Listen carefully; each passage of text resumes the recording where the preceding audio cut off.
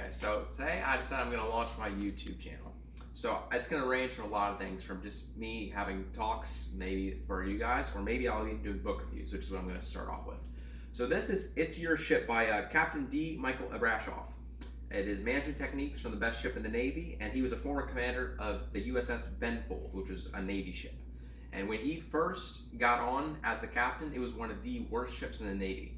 If anybody in the Navy was assigned to that ship, they did not like it. The crew, it was not very harmonious at all. So he had a very big task on his hands. So the chapters here. Chapter 1 was Take Command. Chapter 2 was Lead by Example. Chapter 3, Listen Aggressively. Chapter 4, Communicate, Purpose, and Meaning.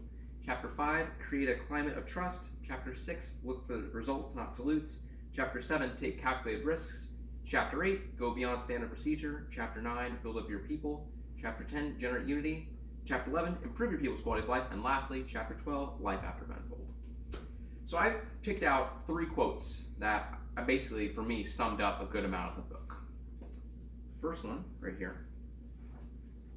We have, when someone did exemplary work, I made sure he knew about it. When someone screwed up, I took responsibility for the error.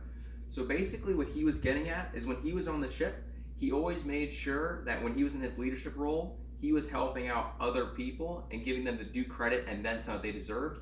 And whenever somebody messed up, he took credit for it.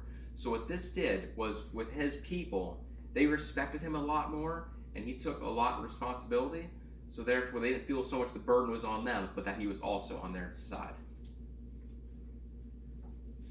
Another one came from Chapter 7, Take Calculated Risk, where he said, an organization that aims to stay alive and strong should make sure to praise and promote risk takers, even if they fail once in a while. The significance of this quote was that Captain Abrashoff, he did a lot of things that the Navy would not necessarily approve of. Like, he would try to push in port dates whenever it wasn't necessary, and give his crew time on the island much more than a few. Because back in the Navy, they give you a lot of time off the ship, but it isn't very long, and he made sure to take care of his people. And he also puts on here, bet on the people who think for themselves. He embraced individuality, and made sure that the people were able to think for themselves and that they were not pressured by any external conditions. And lastly, I had this one. People changed because we proved the benefit of community.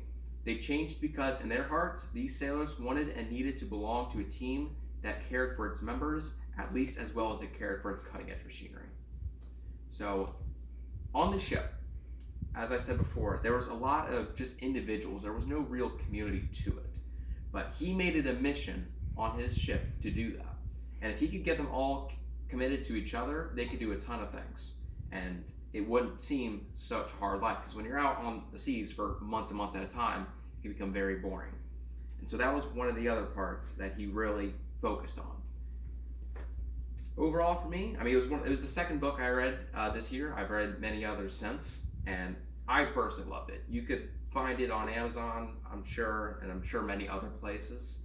But if you wanted to read about it, it has a lot of management techniques that are not necessarily normal thinking, but a lot of it could be common sense, and it could probably help you out.